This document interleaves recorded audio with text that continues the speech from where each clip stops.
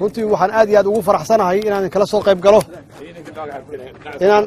inaan kala soo qayb galo waqtigii aad dhamaysteen tababarka ana u diyaar garowdeen hawlgalka aan uga hortagayno cadawga Soomaaliyeed ee ku soo duulay waan ognahay inay ka kala yimaadeen dawladda shisheeye oo ajnabi ay la socdaan waa ognahay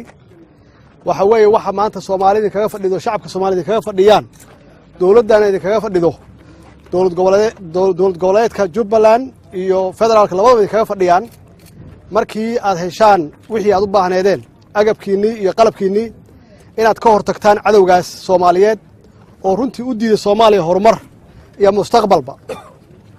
waa ogahay geesinimadiina waa ogahay dadaalkiina waa ogahay kartidiina waa ogahay tababarkiina waxaan hubaa inaad u diyaarsan tihiin inaad ka hortagtaan cadawgaasna dalka laga xoreeyo si idinkuna mustaqbal aad u yeelataan caruurtiina mustaqbal u yeelato dalkaana uu la tartamo caalamka intiisa kale waxaan idin rajaynayaa waxaad ku taagan tihiin xaq waxaad ku dagaalaysaan xaq waxaad difaacaysaan naftiina iyo dadkiina iyo dalkiinaba waxaa lidinka sugayaa inaad dalkan xorriyadiisii iyo sharafkiisii soo celisaan dal aan ciidan lahayn ma hormaro mana istaago sharafna ma lahaado sharafka dalkan uu leeyahay waa idinka waxaan rabnaa inaad naftiina u hurtaan inaad dhiiggiina u daadaysaan insha Allah taas ballantiina ma tahay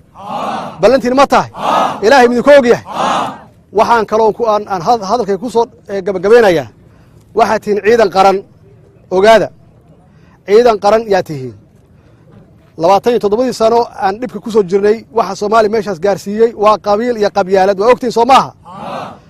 ma doonaysaan inaad ku noqotaan ciidan qaran soo ma tihiin ciidanka qaranka macnaheedu waxay tahay dawladda federaalka iyo dawlad goboleedka Jubbaland waxay ballan qaadaysaa inay mushaaraadkiina idin siiso kii idinka dhaawacmana ee daawayso kii tiisa ee gashana caruurtiisa iyo caa'iladiisa annaga mas'uuliyad naga saaranta ma maqlaysaan idinku waajibaadkiin ma ka soo baxaysaan waajibaadkiin ma ka soo baxaysaan ma ilaahay idinku ogyahay ma u dhimanaysaan dalkiina Soomaaliya ha noolaato waa mahadsantihiin